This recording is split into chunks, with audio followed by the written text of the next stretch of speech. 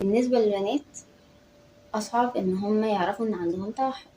حتى لو عندهم توعية بالموضوع أو كده، بس للبنات حاجة مخصوصة جدا جدا جدا. فكرة الماسكينج، إن البنات بيقدروا يتقنعوا بشخصية اللي حواليهم، يشوفوا البيئة اللي حواليهم شكلها عامل ازاي ويحاولوا يكونوا شبهها. أنا مثلا هدي مثال بسيط جدا صغير. أنا من النوع اللي ما بيحبش يتعامل مع الناس ومش بعرف أتعامل مع الناس كويس، ودي حاجة هتبقى ضمن التوحد. وبعمل حاجات غير متوقعة، ان مثلا لما باجي اتعامل مع الناس زي ان انا ارد على تليفون او كده، وفعلا بكون اللي هو مش عايزه ارد، او اللي هو مش هينفع حالتي ما تسمحش ان انا ارد، انا مش متعوده على كده، او ده بيوترني او كل الكلام ده،